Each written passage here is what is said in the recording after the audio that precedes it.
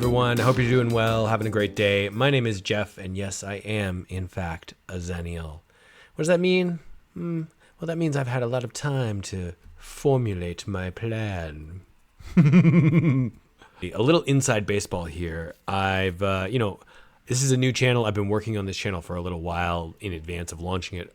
Obviously, you can't just launch a channel, but I'm recording this before the channel has come out. Got a couple of videos I've already been working on, but I wanted to do this one now so that I could just have it out there. And it made sense to shoot this now. I think you'll see why in a minute. I went the other day being yesterday for me in real time, to a comic convention here in Toronto where I live. And I have, I don't know where you're coming at this from, but I've been to a lot of comic conventions. I've been to a lot of gaming conventions. I've been to a lot of tech conferences. I've been to a lot of festivals. I've been to a lot of things. I've done a lot of stuff in my time. And having worked professionally on the press side of things, I've been at comic conventions, for example. I've covered a lot of like nerdy stuff. I thought maybe today I could talk a little bit about my sort of approach to that, since I think I have some decent insights. In particular for comic conventions. I've been to a lot of comic conventions and I've been to a lot of gaming conventions. This one is interesting. I thought maybe I'd also show like, here's my haul. Here's what I got. And some of the stuff you'll see on the channel in the days and weeks to come, perhaps. But otherwise, it's just, I thought maybe a good primer on like, at least how I approach a convention, which I think has some merit. So obviously you want to look at what you're going to, right?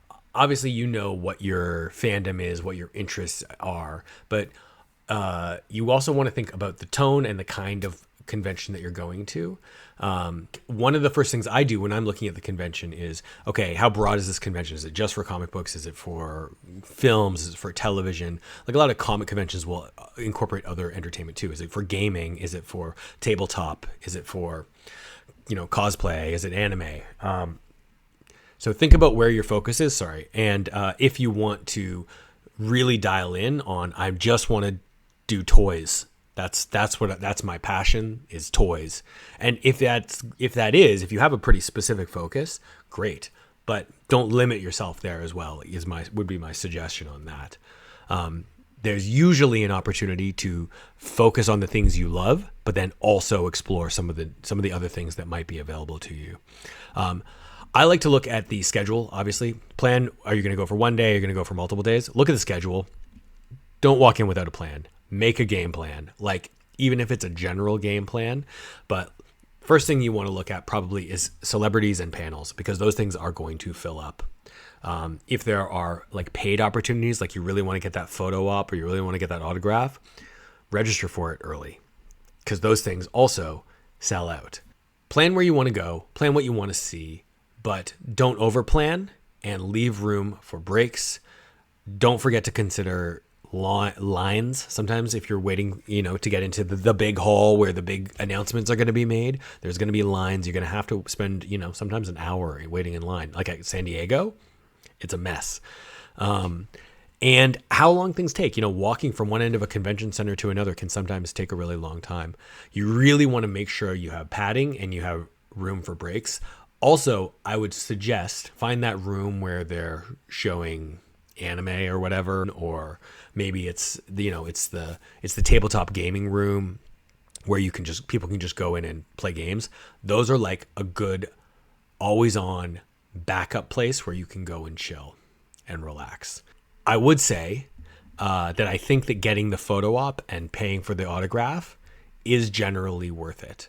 And I've certainly had a chance to meet a lot of very famous people, but I'll say that there are definitely a few times when I've not gotten that photograph, or not made that connection. I would say probably someone like Jonathan Frakes, for example, is someone who I really wish I had met. I wish I had paid for that photograph and I didn't.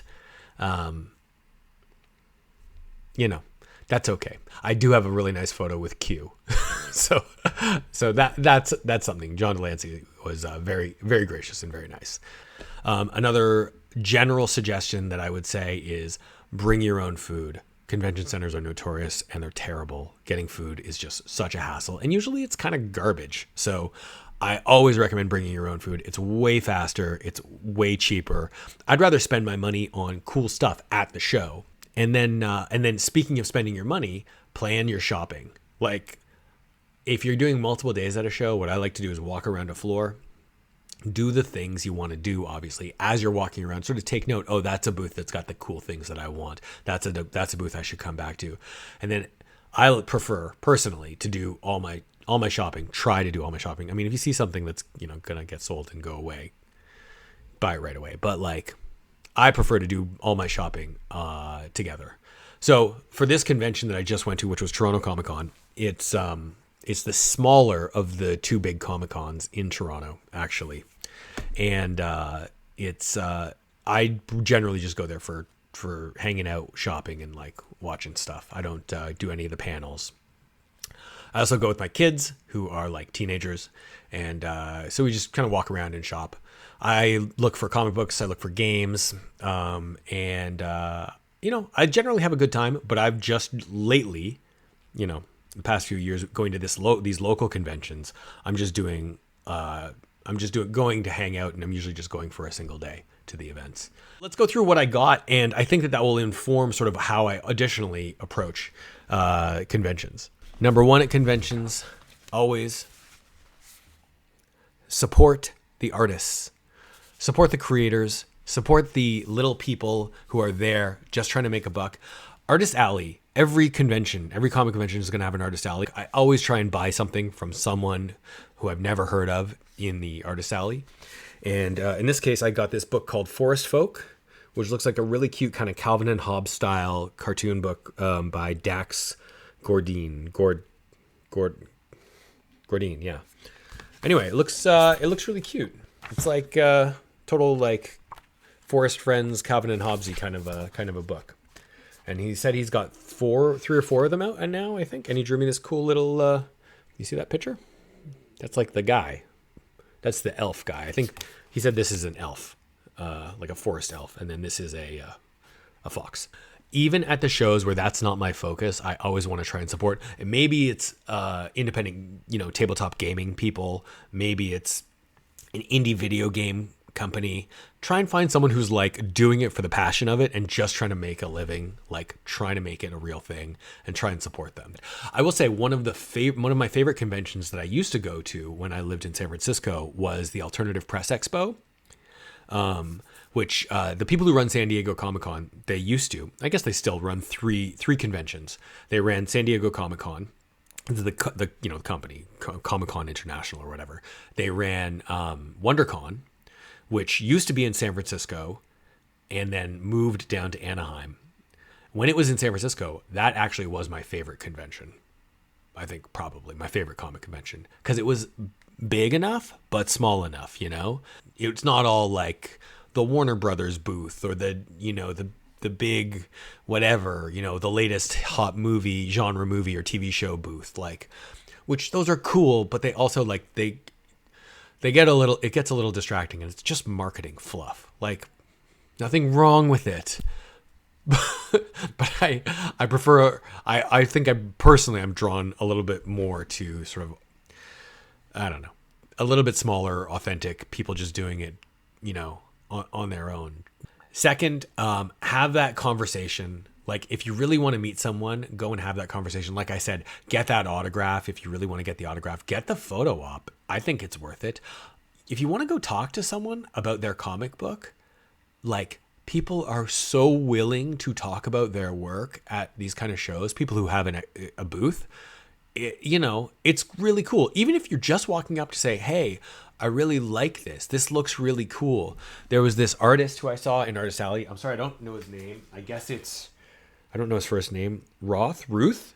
I'll put his full name on the screen here. But I got this sick thing poster. Look at this print. He said he did this. This guy was in Artist Alley, and I assume he's like an illustrator. He does covers a lot.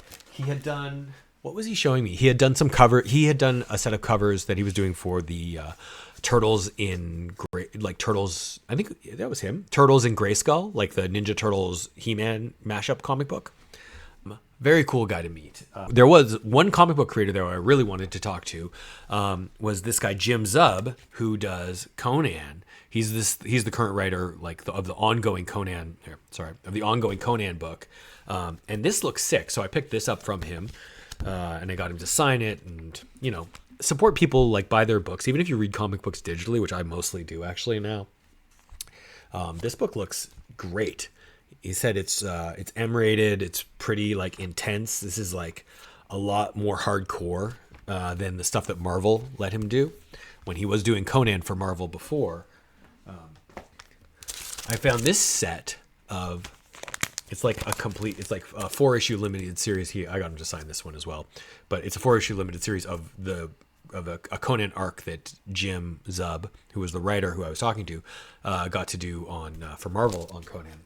I'm really glad I had a chance to talk with him, and he was happy to talk and, like, sign the book and tell me about, like, his approach to Conan, and, like, it was really cool. And he was more than happy to just talk to me about, like, why he loves Conan, and he seemed like a super genuine, nice guy. And I highly recommend that. Like I said, comic book creators especially, like, they're nice, and they get sometimes socially awkwardness, which I know people who go to conventions sometimes feel a little socially awkward. I get that too sometimes. It's okay. But, like, I promise you, everyone there is, like, people are, like, genuinely nice people. I go to conventions primarily for comics and for games. I've been looking a lot for, like, low end, like, cheap trades. I like buying trade paperbacks. I don't buy, like, high end hardcovers or, like, Masterworks or whatever, absolute editions. I buy cheap trades that I can read, that I can share with friends, that I can let my kids read and toss around. It's harder and harder to find cheap, stuff that's, like, I feel is, like, actually cheap nowadays. There's a lot of, like, and then you see a lot of, like, single issue, like, floppies, and they're all graded, and it's all, like, everything's, like, just for highly priced. So I couldn't find a good trade paperback place, or I did find one that was, like, okay. It was, like, 50% off cover or something, but it was, like, 3 long boxes, and it was, like, kind of not great stuff. I didn't find, and I'm not looking for, like, great stuff. I'm looking for interesting things. And specifically this show, I was looking for things that maybe I might be interested in talking about on the channel. Now, this is another thing I've been finding lately, are these collected sets. So I got a couple of these. So here's one. This is the 4-issue G.I. Joe Transformers miniseries. This was the first time G.I. Joe and Transformers did a crossover in the comic books. And I had, look at this. Look what's happening to Bumblebee on the cover here. Like, G.I. Joe meets the Transformers, and immediately they destroy Bumblebee. I had this first issue, but I never had the entire arc. So what they've done here is they've just put all 4 issues from the miniseries into one thing, and then it was $30, I guess, but then it was 25% off. That was a pretty good deal, I thought. I think single issues have a real, like, there's a real tangible, like, I love the ads, I love the, I love them being old. I don't care if they're dog-eared or, they've got some, they've been worn a bit. Like, I'm not into collecting comics for the pristine whatever. I mean, I know some people are. For me, it's about narrative. It's about story. You guys know, if you guys have been watching the channel, which, like I said, this is sort of new channel, you might not know that yet, but what I'm really into, especially with all the Let's Watches and stuff, I've been doing these reaction videos, like, what I care about is the narrative and the in-canon universe sort of lore, and then the side lore and the extended, and where does that story come from and where does it go, and not just the meta sort of like, oh, what was going on when they created this show or this comic, which is interesting to me. But but what's actually happening in the story, and just living in those worlds a little bit. Like, I love that kind of storytelling. Again, another character that I find really interesting, a side character, a secondary character. This is my thing, like side and secondary characters I find super interesting. This is Jack of Hearts. This is another 4-issue mini. And I know him from Silver Surfer, and there was an arc with him. I don't think he was ever a big character. He's got a pretty stupid costume, I got to be honest. I think there was an arc with Silver Surfer. He was like, he was like in love with Binary, or sorry, Nova, and then I think he was like on deck to become a Herald of Galactus, and then for some reason it didn't happen. I don't really remember exactly, but anyway, it's a Jack of Hearts miniseries. Like, would this have ever been collected? I don't know, probably not, right? And then I also got three adaptations. Again, these books, these like collected things. One is the 2-issue official adaptation of Sheena. Yes, Sheena. I got this for half off though. $5 for 2 issues. In a 2-issue limited series. Maybe, I mean, I assume, you make these deals before the movie comes out. Like, will this be, maybe they thought it would be a big hit. Does anyone remember Sheena? Adaptations, I think, are hilarious and so interesting. The official comic book adaptation, like this one, The Last Starfighter. Yes, this is the official comic adaptation of The Last Starfighter. It is a 3-issue miniseries, and I've got all 3 issues right here in this bag. This is weird that they put the board in the middle and then they put different comics on either side of it. But anyway, I'm definitely going to be talking about this on the channel. and this one is on my list to watch, but I haven't, it's just further down the list. I think I'm going to have to bump it up though. The 4-issue limited series, or 3-issue limited series on, I think it's a limited series. Maybe it was just the first 3 issues of Dino Riders, the comic book.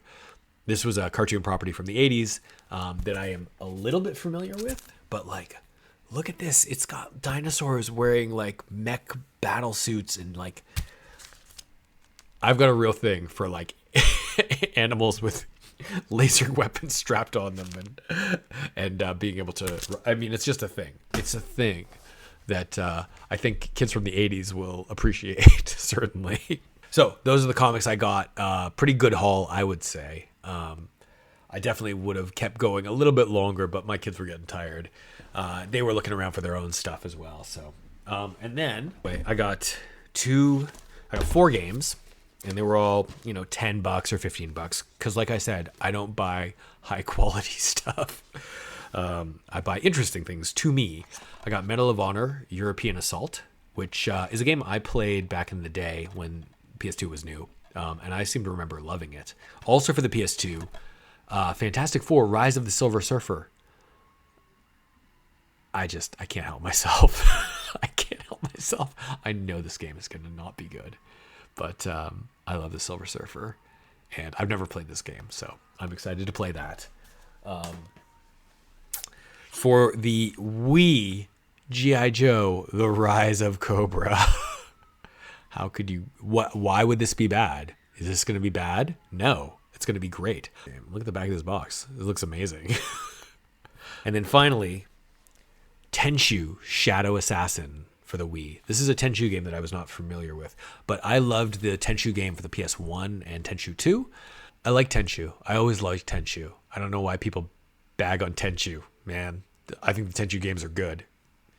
So, it's not Shinobi, I get it. But like, yeah, I think that's everything I wanted to talk about. Oftentimes at these kind of conventions, it's so easy to get sidetracked, like distracted by the shiny thing here, or the shiny thing there, or like lost behind like 20 cosplayers, I don't know.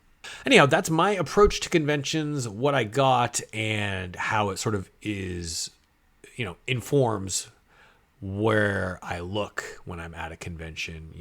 I feel like it was a successful show, especially for just going for one day. Good times. Let's take one last look at that primer list and see what we've uncovered about approaching comic conventions, at least from a Xennial perspective. I hope everyone's doing great. I hope you're having a good time. I hope you have a chance to go and follow your dreams. be it at a convention or a conference or a festival of your choosing. Thank you very much for sticking with me and listening to this vlog style video. We'll catch you next time. So long, everyone. Bye.